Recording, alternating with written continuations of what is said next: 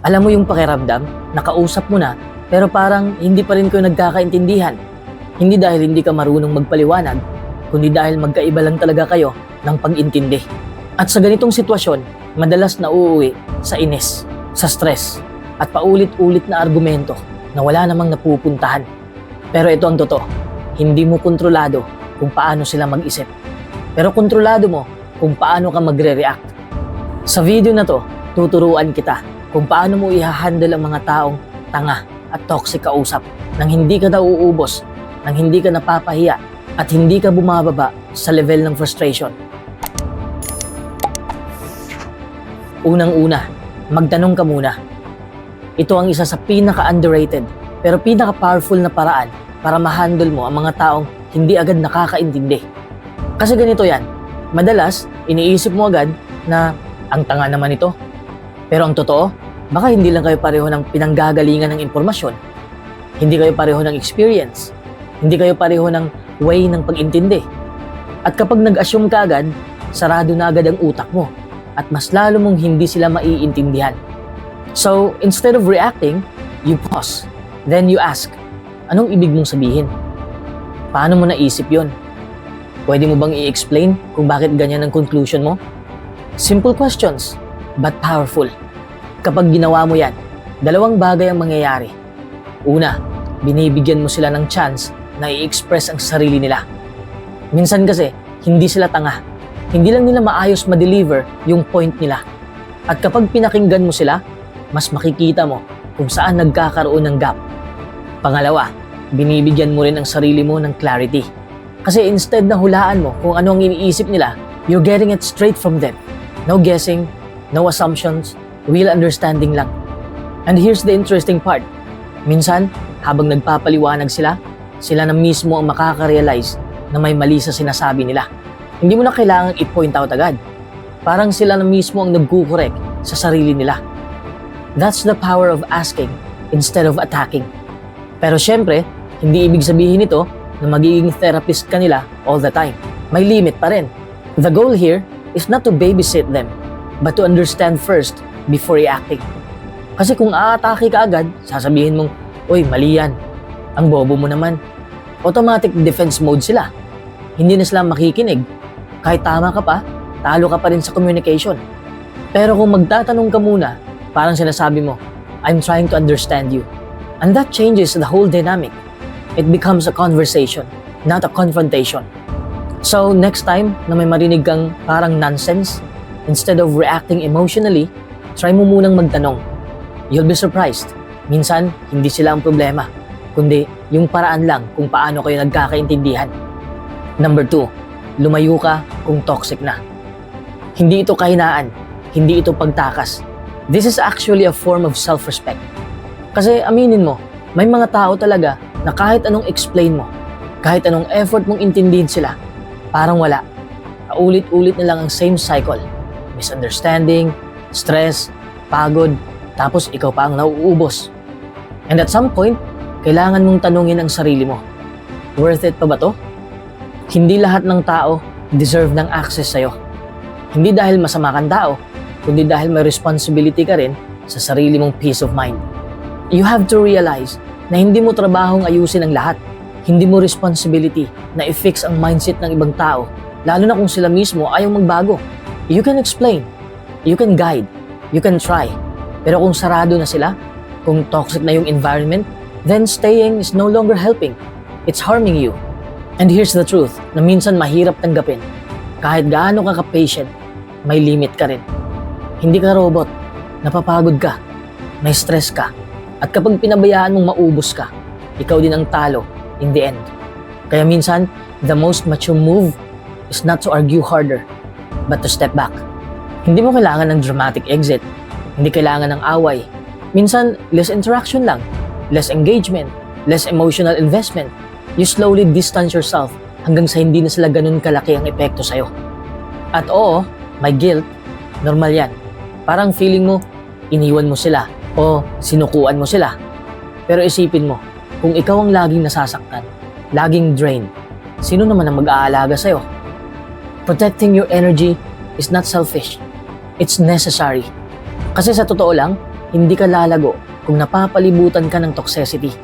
Hindi ka makakapag-isip ng maayos kung lagi kang nasa environment na puro negativity. At hindi ka magiging best version ng sarili mo kung lagi kang naka-survival mode dahil sa ibang tao. So kapag dumating ka na sa point na alam mong hindi na healthy, give yourself permission to walk away. Hindi dahil wala kang pakialam, kundi dahil may pakialam ka na sa sarili mo.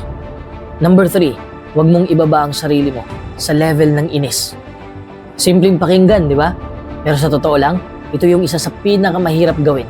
Lalo na kapag kausap mo yung taong paulit-ulit kang pinipikon. Yung tipong kahit anong explain mo, parang wala pa rin pumapasok sa utak niya. And before you know it, tumataas na ang boses mo, bumibilis na ang tibok ng puso mo, at napapasabi ka na ng mga salitang pagsisisihan mo later. Pero isipin mo to, kapag nagpadala ka sa inis, sino ba talaga ang nawawala ng kontrol? Walang iba, kundi ikaw. At doon nagsisimula ang problema. Because the moment na pinayagan mong kontrolin ang emosyon mo, ang reaksyon mo, you already lost the upper hand. Kahit ikaw pa ang mas tama, kahit ikaw pa ang mas may alam, kapag galit ka na, pantay na lang kayo sa paningin ng ibang tao. That's why you have to protect your composure. Like it's your advantage. Because it is. Kapag kalmado ka, malinaw kang mag-isip. You choose your words better. Nakikita mo kung kailan dapat magsalita at kailan dapat tumahimik. Pero kapag inis ka na, everything becomes reactive. Hindi ka na nag-iisip. Nagre-react ka na lang. And let's be honest, hindi mo kayang kontrolin kung paano mag-isip ang ibang tao. You can explain 1,000 times. You can give the best topic. Pero kung sarado na ang utak nila, wala kang magagawa. So kung hindi mo sila kayang kontrolin, bakit mo ibibigay sa kanila ang power na kontrolin ang emosyon mo? That's the trap. Minsan, hindi nila alam na naiirita ka na. Minsan naman, alam nila at sinasadya nila. Either way, kapag pumatol ka, you're playing their game. You're stepping down to the level. And you're better than that. Hindi ibig sabihin ito na wala kang pakialam. Hindi rin ibig sabihin na okay lang sa'yo ang mali. It simply means marunong kang pumili kung saan mo ilalagay ang energy mo.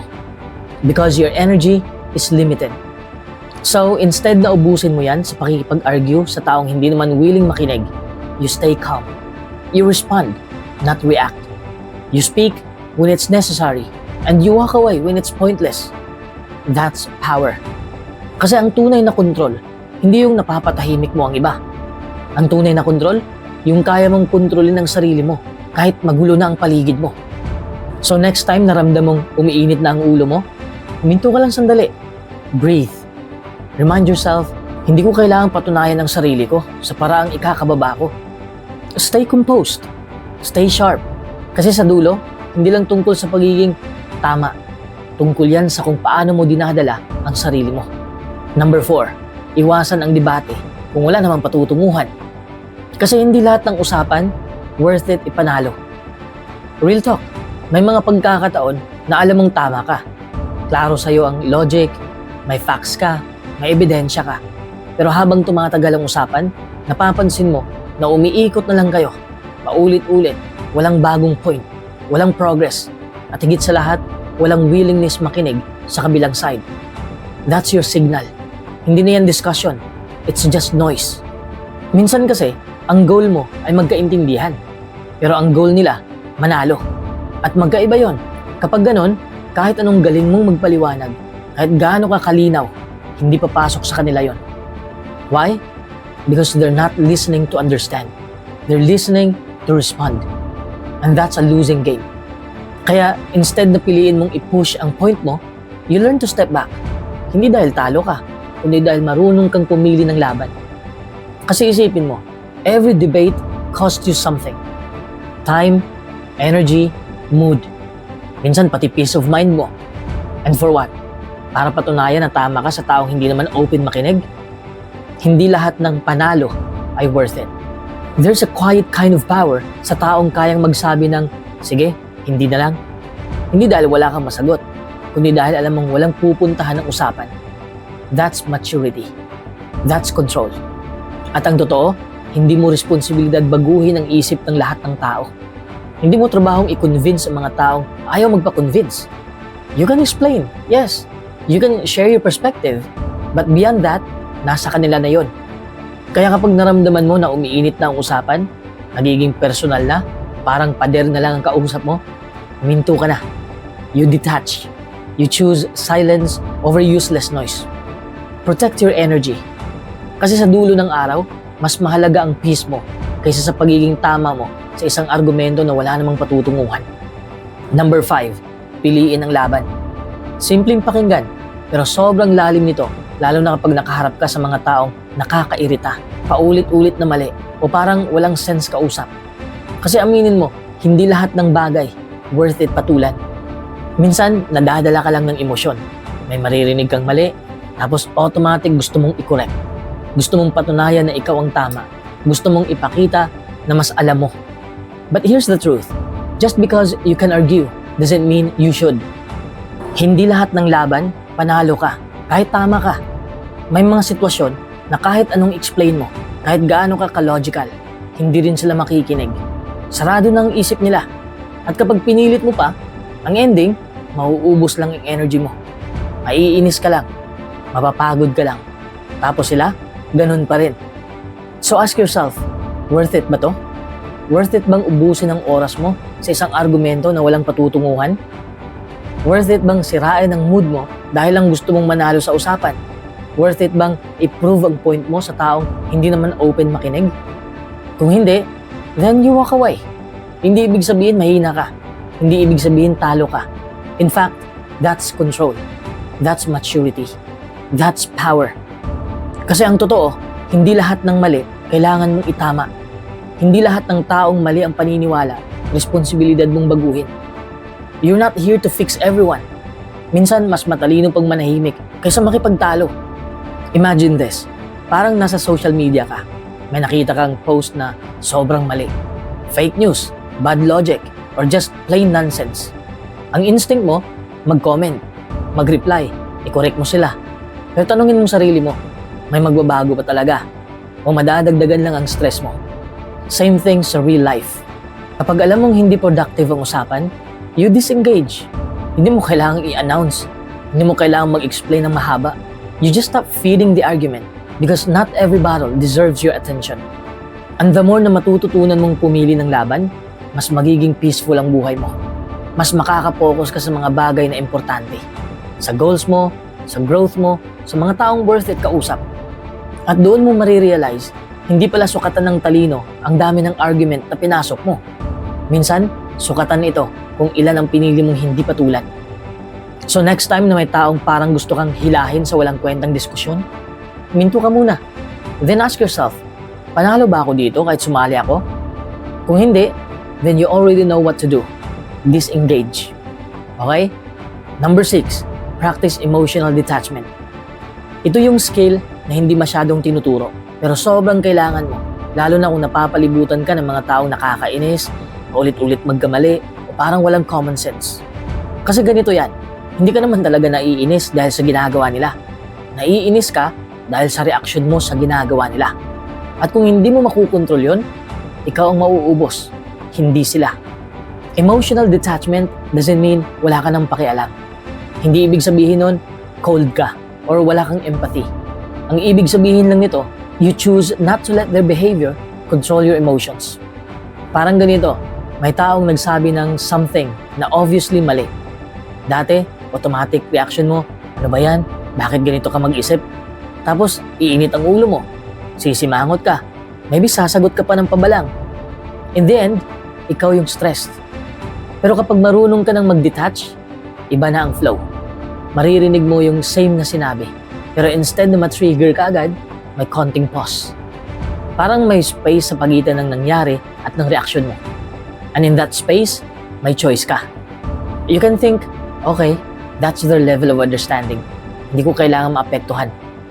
Hindi mo kailangan patunayan na tama ka. Hindi mo kailangan manalo sa usapan.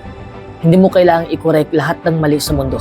That realization alone, sobrang gaan sa pakiramdam. Kasi ang totoo, hindi mo kontrolado ang isip ng ibang tao. Kahit anong explain mo, kung hindi sila handang makinig o matuto, wala ka talagang magagawa. And that's okay. Ang kontrolado mo lang, sarili mo. Your tone, your reaction, your energy. Kapag na-master mo to, mapapansin mo, hindi ka na agad napipikot. Hindi ka na madaling ma-drain. Hindi ka na basta-bastang nahihila pababa ng negatibong tao. Parang may invisible shield ka na. May sasabihin silang nakakainis, pero instead na tumagos sa'yo, dumadaan lang. Narinig mo ang mga negatibong sinabi nila, pero hindi mo dinibdib. And here's the real power. Kapag hindi ka reactive, ikaw ang may control ng sitwasyon. Hindi ka nila kayang i-manipulate emotionally. Hindi ka nila kayang i-provoke basta-basta. You stay calm. You stay grounded. At minsan, yan pa ang mas nakakagulat sa kanila. Yung hindi ka na pumapatol.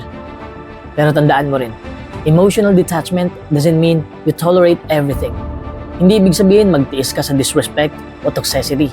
It just means you choose your battles wisely. And you don't give your energy to things that don't deserve it. So next time na may taong mag-trigger sa'yo, instead of reacting agad, try mo lang i-observe ang sarili mo.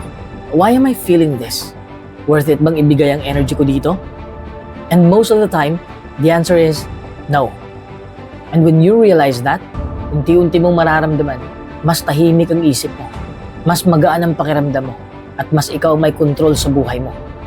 That's emotional detachment. Not weakness, but quiet strength. Number 7, be patient, pero may limit. Kasi madaling sabihin na, be patient, pero mahirap gawin, lalo na kapag paulit-ulit na lang yung same mistake, same misunderstanding, same frustration. You start thinking, how many times do I need to explain this? Or, hindi pa talaga niya na-gets? Or ayaw lang niyang intindihin to? And that's where patience becomes dangerous if wala kang boundaries. Kasi kung sobra, ikaw yung mauubos. Let's be real. There are moments na gusto mo nang sumabog. You're trying to explain something clearly, step by step, pero parang walang pumapasok. Parang naka-loop lang yung conversation. And you start feeling drained, irritated, even disrespected. But here's the thing. Patience is not about tolerating stupidity forever. It's about giving space for understanding without losing yourself in the process. May difference yun. Healthy patience looks like this. You explain calmly, you repeat when needed, you give them time to process, you don't immediately insult, you don't explode, you don't burn bridges right away, you stay grounded. Pero habang ginagawa mo yan, aware ka rin sa sarili mo. You're checking yourself like, okay, ilang beses ko na ba itong in-explain? Or, nag-e-effort ba talaga siyang makinig? Or ako lang yung nagbubuhat ng conversation? Kasi may point na nagiging one-sided na. Ikaw na lang yung nag-a-adjust. Ikaw na lang yung nag-iintindi. Ikaw na lang yung nagbibigay ng energy. That's not patience anymore. That's self-neglect. And that's where the limit comes in. You have to know when to stop explaining, when to step back, when to say, okay, I've done my part. Kasi hindi lahat ng tao willing matuto. At hindi mo sila pwedeng pilitin. You can guide, you can explain, but you can't force awareness. Sometimes, the most mature thing you can say is nothing. You just pause. You disengage. You protect your peace.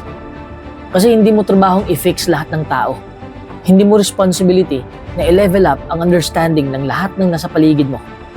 Your responsibility is to communicate clearly, but also to protect your mental energy. So yes, be patient. Explain, understand, give room for mistakes, but also know when patience turns into self-sacrifice. Because at the end of the day, if nauubos ka na, kahit gaano ka pa ka-understanding na tao, wala ka na rin maibibigay. And that's when you realize limits are not cruelty. They are self-respect. Number 8, tanggapin mo na may ganun talagang tao. At hindi ito tungkol sa pag-iinsulto sa kanila, kundi sa pagtanggap ng reality. Kasi sa totoong buhay, hindi lahat mabilis mag-isip. Hindi lahat mabilis makaka-catch up. At hindi lahat pare-pareho ng level ng understanding, awareness, or logic. That's just life. Iba-iba tayo ng upbringing, education, experiences, at kahit ng emotional maturity. Minsan, nagiging frustrated ka kasi ini-expect mo na dapat gets nila to agad. Pero ang problema, yung expectation mo, hindi aligned sa reality. Parang ikaw yung nag-a-adjust sa ideal version ng tao sa isip mo, imbis na sa totoong version nila. Kapag natutunan mong tanggapin yan, mas gumagaan yung loob mo. Hindi ka na masyadong naiinis sa bawat maliit na bagay. You stop taking everything personally. Kasi naiintindihan mo na. Okay, hindi lang talaga kami same wavelength. And this is important. Acceptance doesn't mean approval. Hindi ibig sabihin na okay lang yung mali nila or kailangan mong tiisin lahat. It just means you stop fighting reality. Because the moment you keep resisting reality, you're wasting your energy on something you can't control. Mas nakakabawas ng stress kapag na-realize mo na hindi mo na hawak ang utak ng ibang tao. You can't force someone to think faster, smarter, or more logically just because you want them to. And once you accept that, you gain something powerful. At ano yon? Emotional control. Hindi ka na reactive, hindi ka na madaling matrigger. Instead of exploding or getting irritated, you start choosing your response. May mga tao talagang paulit-ulit magkamali. May mga taong kahit ilang beses mo nang ipaliwanag, hindi pa rin makuha. And that can be draining. Pero kung tanggap mo na part yun ng reality, hindi na siya surprising sa'yo. Parang, ganito talaga siya. And you adjust your expectations accordingly. And here's the shift. Instead of asking, bakit ang tanga nila? You start asking, how should I deal with this situation without losing my peace? Because at the end of the day, you can't control the level of understanding, but you can control your reaction, your patience, and your energy. Mas peaceful ang buhay kapag hindi mo pinipilit gawing perfect ang mga taong hindi naman designed to meet your expectations. You meet them where they are, not where you want them to be. Number 9, huwag mong personalin agad. Kasi alam mo, yung pinaka-common mistake kapag may nakasalubong ang taong mahirap intindihin o parang hindi makasabay sa logic mo, iniisip mo agad na tungkol sa'yo yon, na parang sinasadya nila, na parang binabastos ka nila, na parang ang hina-hina ng utak nila, or worse, ikaw yung nawawala ng respeto. But in reality, most of the time, it's not about you. Minsan, may sariling pinanggagalingan yung tao. Stress sila, pagod, kulang sa information, o iba lang talaga ang level ng understanding nila sa topic. And when you take it personally, you instantly escalate the situation in your mind. Lumalaki yung inis mo kahit hindi naman talaga dapat ganun kalaki. Halimbawa, may kausap kang hindi agad gets yung simpleng instruction. Imbis na isipin mo na, grabe, ang hirap niya kausap, try mo munang i-pause yung reaction mo. Baka hindi lang siya familiar sa process, baka first time lang niya, baka may iniisip siyang ibang problema habang kausap mo siya. You don't know the full context.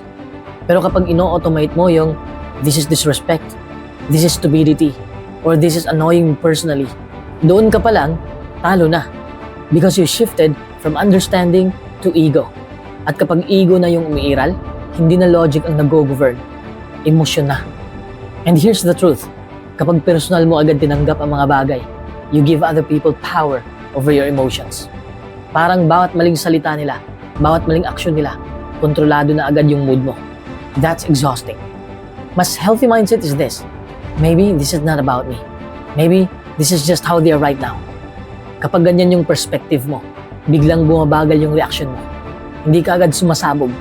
Hindi ka agad naiinis. You create space between what happens and how you respond.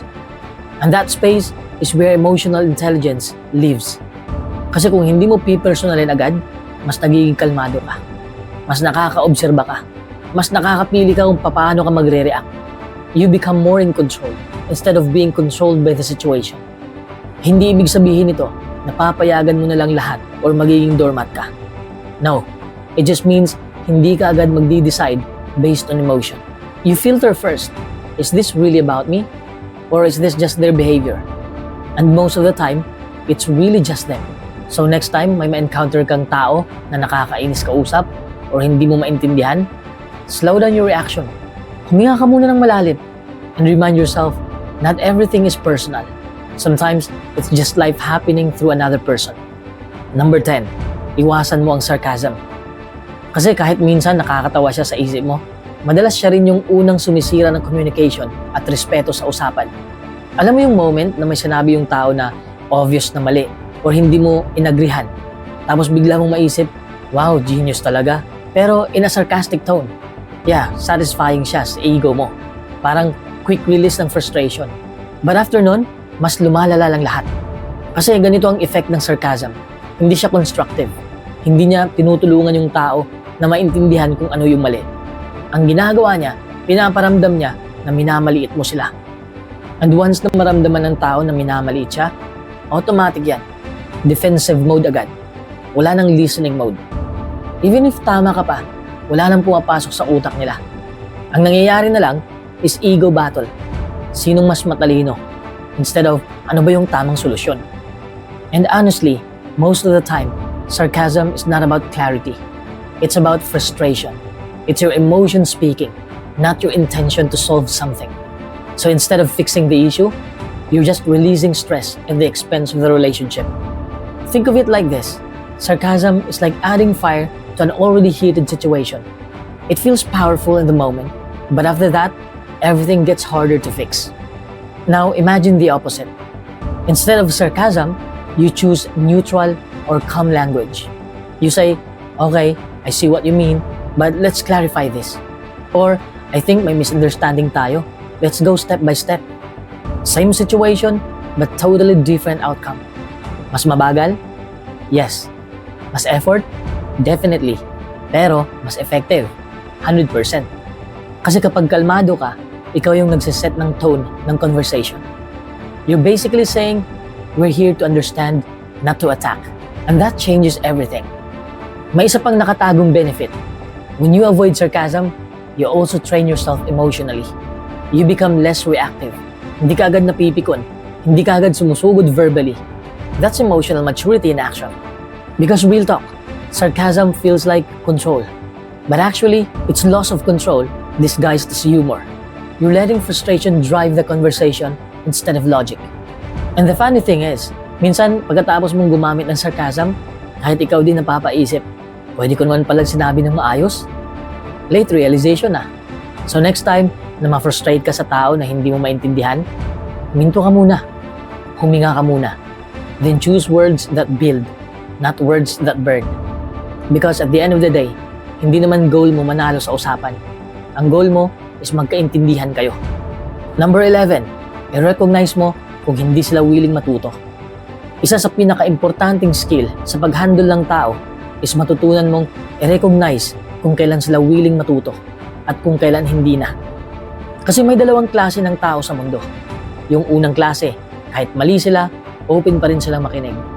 Curious pa rin, may konting humility, kahit mahirap intindihin, at least may effort. And then may second type, yung kahit anong paliwanag mo, kahit gaano ka kalinaw, kahit paanong angle mo sabihin, sarado na talaga ang isip nila. At ito yung part na kailangan mong magiging honest sa sarili mo. Hindi lahat ng tao kaya mong i-convince. And not everyone deserves unlimited energy from you. Minsan, napapagod ka, hindi dahil mahirap silang kausap, pero dahil paulit-ulit mong sinusubukang mag-explain sa taong ayaw naman talagang makinig. That's emotional exhaustion. Parang you're pouring water into a cup na may butas. Walang naiipon. You'll notice the signs. Kapag every explanation mo, sinasagot lang ng, hindi yan totoo. Ganyan talaga ako. Wala kang alam. Kahit wala namang attempt to understand your side, that's already a signal. Hindi na ito misunderstanding. Resistance na ito. And here's the truth. You can't fix someone who doesn't think they need fixing. You can't teach someone who already decided na alam na nila lahat. So what do? You step back. Hindi ito about pagiging rude or giving up agad. It's about protecting your energy. Because every time you try to force understanding from someone unwilling, you lose a piece of your patience, your peace, and your emotional stability. Think of it like this. Communication only works when both sides are open. If one side is closed, it becomes a monologue, not a dialogue. And you cannot build connection sa one-sided effort lang. Minsan, ang mas mature na desisyon is not to explain more, but to explain less. To stop arguing, to stop proving. Kasi walang point mag-prove ng katotohanan sa taong decided na ang truth nila is non-negotiable. And this is where emotional intelligence kicks in. You learn to say in your mind, okay, this person is not in learning mode right now. And instead of pushing, you shift your approach. Either you simplify, you disengage, or you just let it be. Kasi hindi lahat ng laban, kailangan mong ipaglaban. Not every conversation deserves your energy. At the end of the day, your peace matters more than being right in every argument. And the moment you master recognizing who's willing to grow and who is not, you stop wasting energy and you start protecting your mental space like it's something valuable. Because it is.